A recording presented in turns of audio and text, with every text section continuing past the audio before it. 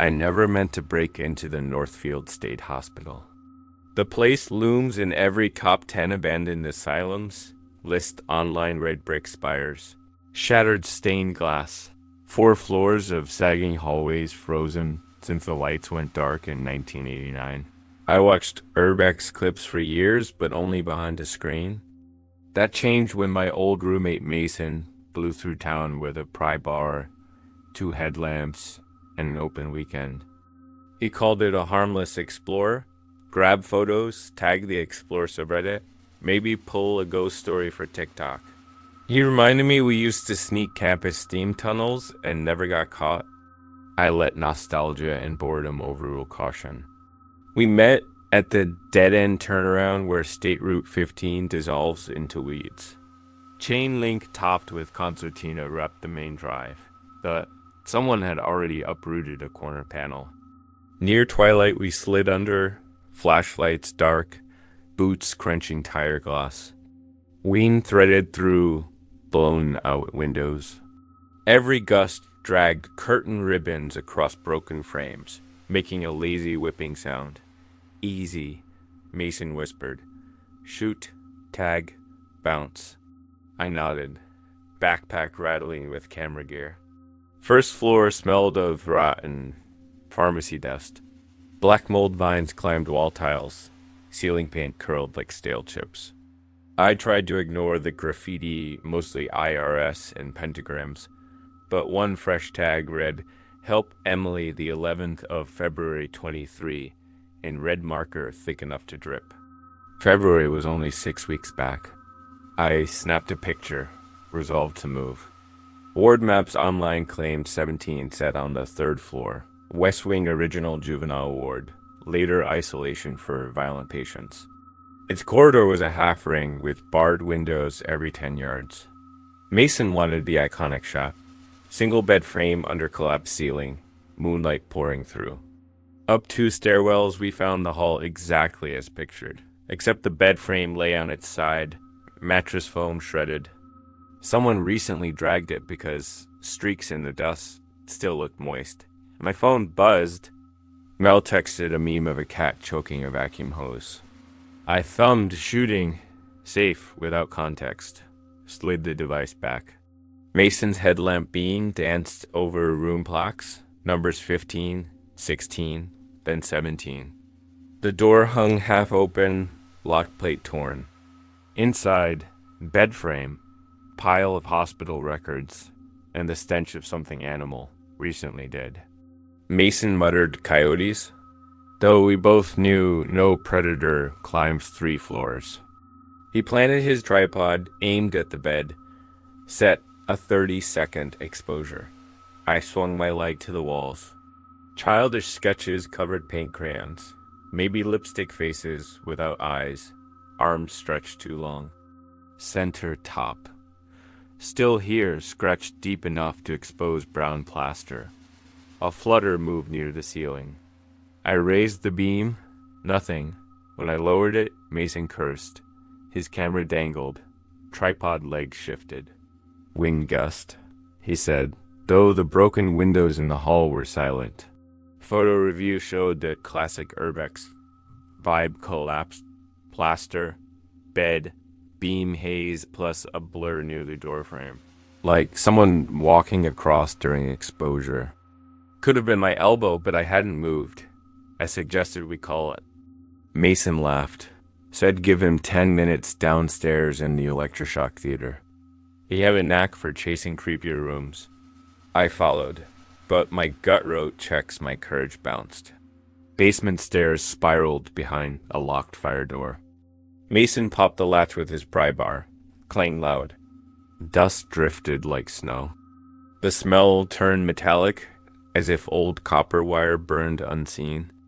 We reached a junction, left to storage, right to treatment. Floor tiles alternated green and white under centuries of grime. Halfway down treatment hall, our headlamps caught a modern camping lantern lit on the floor. Next to it sat a backpack, water bottle, and a phone running video mode, blinking. Someone else was here, recently. Mason whispered, "Live streamer?" He tipped closer to read the screen.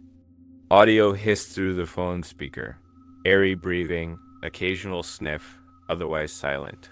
Timestamp read 2 hours, 7 minutes, and 14 seconds. Still climbing. Whoever set the phone had recorded 2 full hours without editing. We waited for footsteps, voices, nothing. Mason killed his light, raised 2 fingers for silent. In the weak glow of my lamp, he eased to the next door. Peeked in. Electroshock Theater was a semicircle of vinyl recliners bolted to floor plates, each with cracked head straps. Center chair carried fresh duct tape binding the arms. A slender woman, pale, maybe 20, sat tied to it, eyes open, mouth gagged with medical gauze. She jerked at our light. My brain misfired. Is this performance art? Mason rushed forward, knife out to cut tape. I scanned corners, no camera crew, no ambient music. Her wrists were raw, blood-dried. We peeled the gag. He's close, she rasped. He thinks I'm still drugged. She didn't know his name, someone she met via Urbex's Discord promising drone shots. He'd offered to scout early, then attacked, bound her, and left phone streaming as trophy. She woke minutes before we arrived. Sirens on a dead road take longer than you think. I ran signal bars 1 faint. Mason pressed 911. Speaker on. Dispatcher caught half the street name. Asked us to move outside. We couldn't risk that. He whispered coordinates from an offline map. She repeated. Promised troopers. Footsteps boomed upstairs, heavy, deliberate. The woman trembled. Mason cut her ankles free. We guided her behind an overturned cabinet. Footsteps clanged the stair. A flashlight beam speared darkness. A man's voice annoyed. Battery swap. Then we shoot take 2. He stepped into the doorway, beam sweeping left and right. His jacket carried the same Discord handle, the woman muttered. He froze on the empty chair. Tape sliced. His whisper. No, no, no. Then louder. Come back. Mason killed our lights. Silence thick as tar. My pulse equalized with the woman's ragged breaths. The man edged back into hall, boots scuffing tiles. From upstairs, faint whoop of siren finally leaked through shattered windows. He bolted towards storage wing. Door slam, hurried clatter. I slid to the phone he'd left. Timer at 2 hours, 19 minutes, and 33 seconds. Still recording. I pocketed. Troopers arrived 8 minutes later, guns drawn, lights full.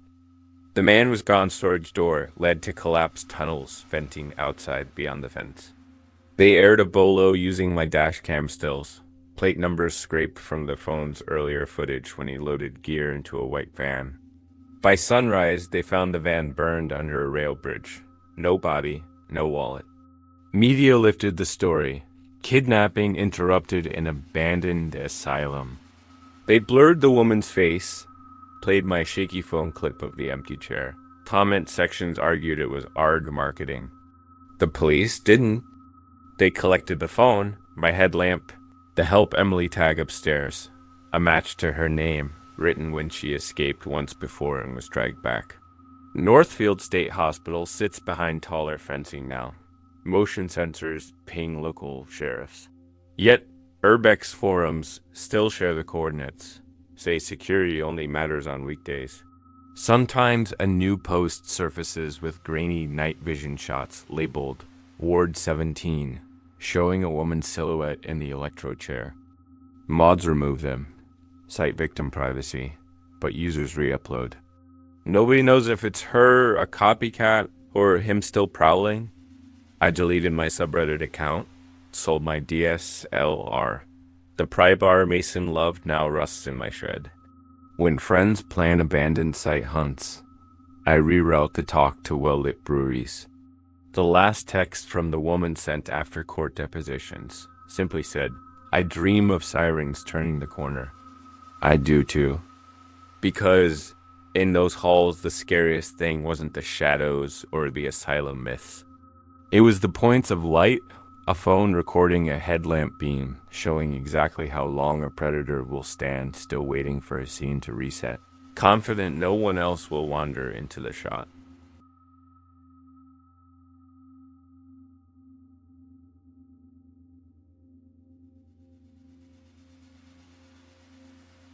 I'd walked past Summit Ridge Mall most of my childhood, first as a shopper, then as a bystander after it died. When the last anchor store moved out in 2013, the county chained every entry but Rumors. Ran ahead of the padlocks. Security cameras, long dead fire doors. Rusted open and an entire service tunnel system winding under 200,000 square feet of dark. Urbex forums argued whether anyone had mapped the lower level. In early March, my younger brother Austin decided we would be the ones to finish that map. He had a new GoPro, fresh batteries, and a belief that abandoned malls were safer than hospitals or asylums. No patient files, no medical waste. I trusted him the way an older brother trusts a persistent kid. I followed to make sure he didn't get hurt. At 10:40 on a Sunday night, we parked behind the old cinema wing. Snow dripped from awnings, blacking out patches of graffiti. Austin knew the maintenance yard gate code from a friend who once delivered VEC parts. Turns out nobody resets keypad defaults when buildings die.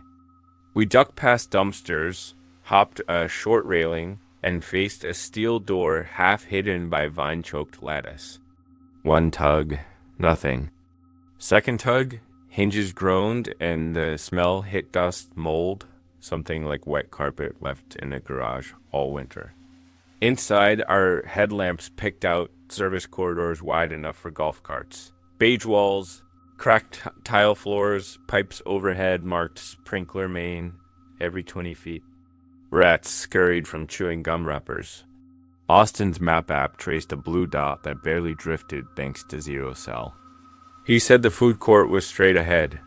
Our goal sat farther, the unopened wing behind the carousel area, sealed when asbestos costs went wild. We passed a loading dock where daylight filtered through warped roll-up doors.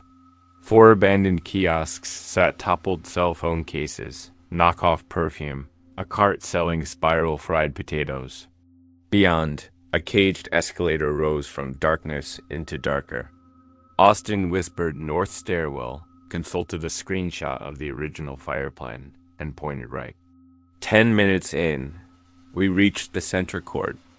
Overhead, skylight glass shimmered with moonlight, revealing bird droppings and busted plastic snowflakes from the mall's final Christmas.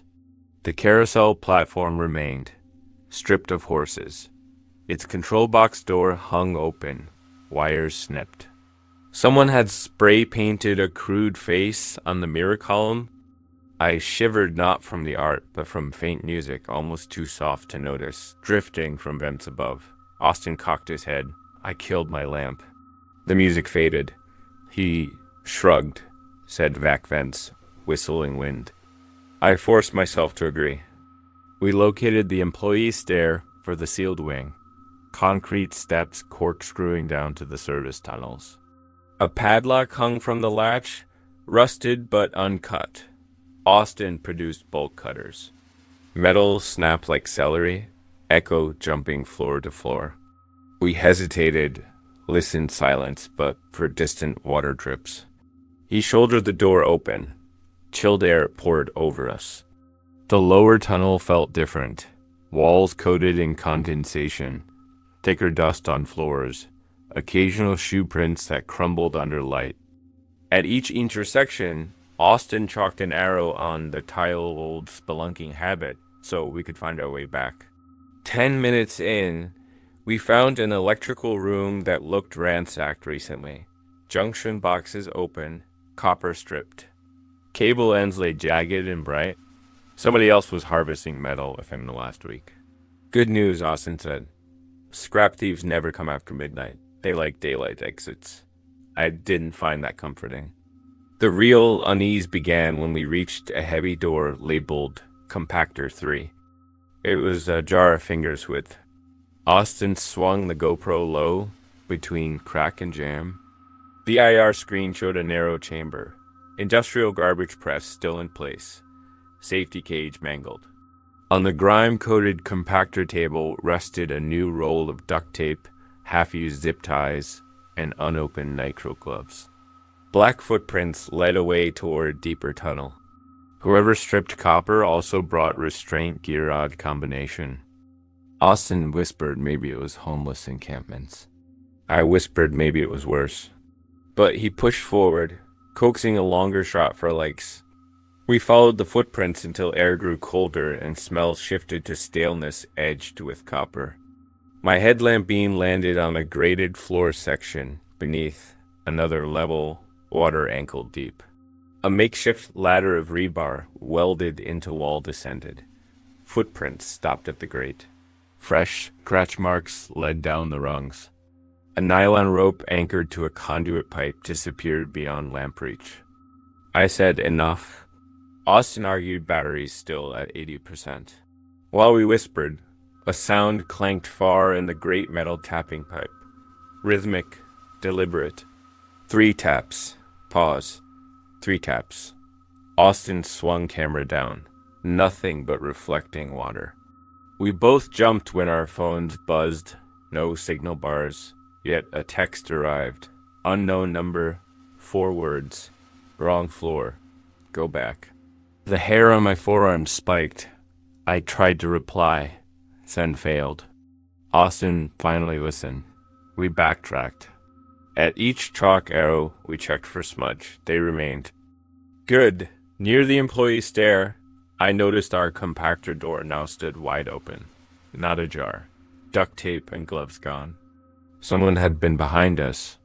The metal tap rhythm started again, this time echoing from 2 directions. We climbed fast. On the main floor, carousel shadow patterns looked wrong. My headlamp caught new graffiti swirling across the mirror column. Turned around in letters wet enough to drip. Paint still glistened. Austin swung to the skylight moon now blocked by clouds, making lobby darker. Another pane vibrated both phones simultaneously.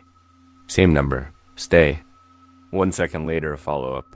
Scavengers hunt at dawn. Voices drifted from the direction of food court indistinct. Joking. Flashlight beams bobbed. At least 3 people, maybe 4, voices male, dragging something metallic. Scrap crew returning.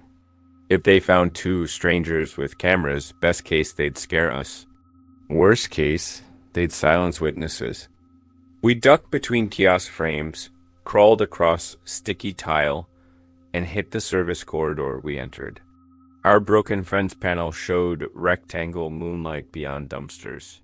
Halfway to the gate, a new beam caught the corridor scrappers sweeping. One yelled, "Hey." We sprinted. A pipe clanged behind us. Our breaths clouded. Cold air outside hit lungs like knives. We slid under fence, tore clothes, dropped into mud. Austin yanked bolt cutters free, hooked panel back into place to hide gap just as footsteps pounded inside yard. Someone shook the chain link once, twice, stopped. We flattened between wheat stubble and a concrete drainage ditch until voices retreated. At the car, adrenaline drained to shaking. We drove 10 minutes before speaking. Austin wanted proof we weren't paranoid. He reviewed GoPro footage. On the compactor room clip, when the camera pans right, a shoe toe visible behind hydraulic cylinder, brown work boot, steel cap, absolutely still. Neither of us had seen it live. In the great shot, I caught a silhouette halfway down ladder. A man in hooded sweatshirt, head turned up, watching us, eyes glinting. He never moved, but his hands gripped rungs ready to climb. We dumped files to an encrypted drive, sent a copy to local police with location notes about illegal scrapping and possible kidnapping kit. Officer called back 2 days later. Patrol found fresh copper piles near compactor 3, but no suspects. No ladder, no rope, no duct tape. They did find our chalk arrows washed into gray smears by someone rubbing them out. Urbex forums still brag that Summit Ridge Mall is easy points. Users post new photos weekly of the carousel under Moon, but none show Compactor 3 or the tunnel grate. I never post our footage, never mention the text messages. The detective couldn't trace the number. SI registered to a defunct paging company. I keep the unknown text saved anyway. Reminder that the scariest part of urban exploring isn't the rot or the ghosts, but the living people who treat ruins as their hunting grounds and use echoing tunnels to listen for uninvited footsteps. When flashlight beams start painting graffiti fresher than yours, you're already late.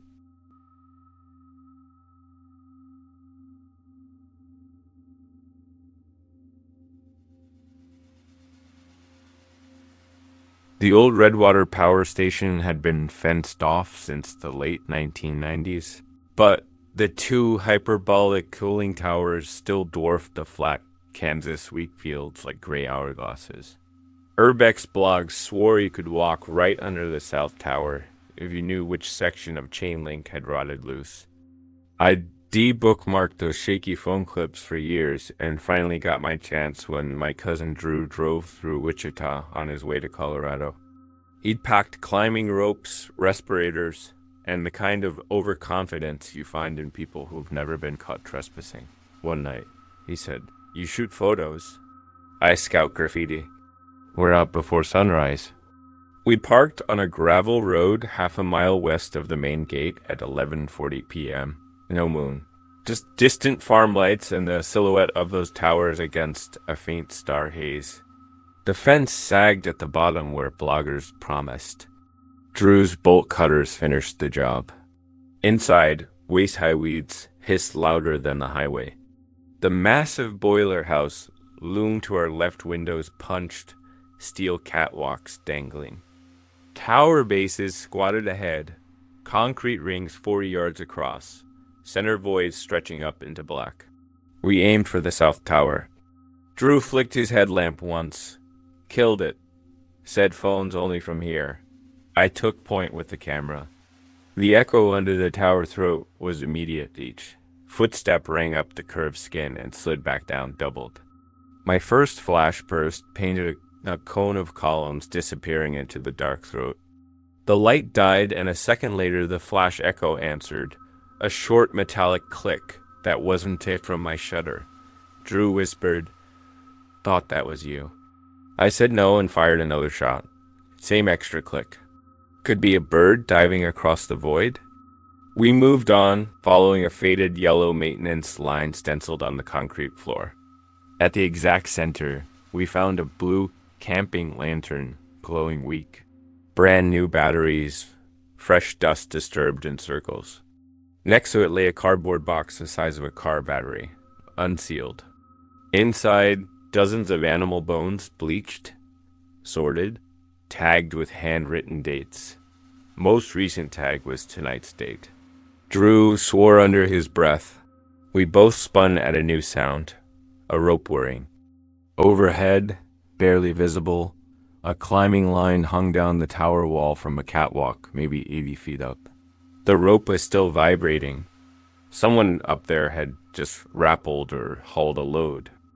I raised the camera, zoomed, snapped with low flash. The frame showed the rope ending in a loop tied around a steel eye bolt. Above that, shadows only. But in the lower corner of the image, near our feet, a new object had appeared. A small tape recorder, old microcassette style, red AED blinking. Drew swore again. He was sure it wasn't there seconds ago. I crouched, thumb to play. Static first, then a man's voice, calm and labored. Entry South Tower 0110. Bones prepped. Device 2 recording ambience. A scuff from up the rope. I killed the recorder, stuffed it in my bag. Drew's hand shook on the rope, testing tension. Warm. Someone was definitely above us. He mouthed leave, then back toward the open air behind the tower ring. My camera strap caught on a bone tag. It clinked. The rope jerked. Metal hissed above, the sound of a harness pulley starting descent. We ran for the opening. The tower's echo chamber turned each footstep into cannon fire. Halfway out, my phone vibrated. Unknown number, no caller ID. I ignored it. 5 steps later, it buzzed again. Voicemail alert. Out under the sky, we sprinted for the fence gap, but Drew stopped dead. A second lantern burned 50 yards to the right, near the boiler house door, brighter than the first. Between us and the car, more lanterns flicked on one by one, like runway lights. We ducked behind a rusted cable spool. My phone buzzed a third time. I switched to silent, opened the voicemail. The same calm voice. You can keep the tape. I just need my tags back. Background sound carried the distinctive ring echo inside the tower. He'd recorded from the rope moments earlier. Drew hissed that we still held one bone tag in our flight. He considered dropping it and sprinting. I pointed to a lantern moving someone walking our direction, light swinging mid-torso, slow deliberate pace. I whispered count of 3. We crawled under weeds toward the east fence stretch, away from car, away from lights. The voice called once, conversational volume, like inviting a dog, tag for freedom. Reaching the fence, we found no sag, no cut. Drew's cutters were back at the gap near the car. He whispered he'd climb. I knelt, laced hands. He scrambled up, rattled wire, flopped over, tore his jacket. Lantern beam swung fast. Footsteps quickened. I jammed the bone tag through a wire diamond, slid after Drew. Wire bit my palms, jeans snagged. Half over, I glanced back. 3 figures stood under the tower mouth, all headlamps out, only lantern light underlighting their jaws.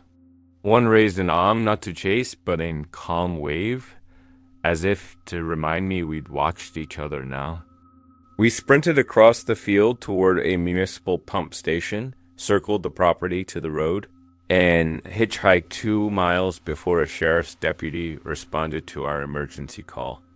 The station K-9 later found our car untouched, but no lanterns, no backpacks, no rope. Deputies went inside the tower at daylight.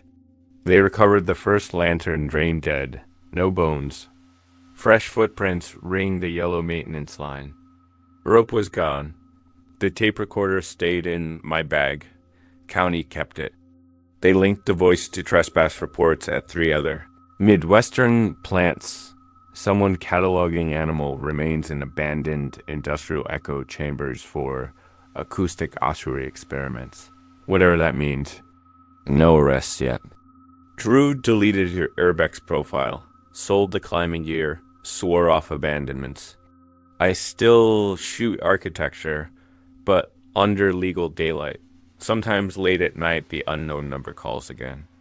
Never leaves a message now, just one ring, then silence. I picture the man cataloging new tags under a different tower throat, waiting for the echo of another curious footstep to bounce back and fill his recorder.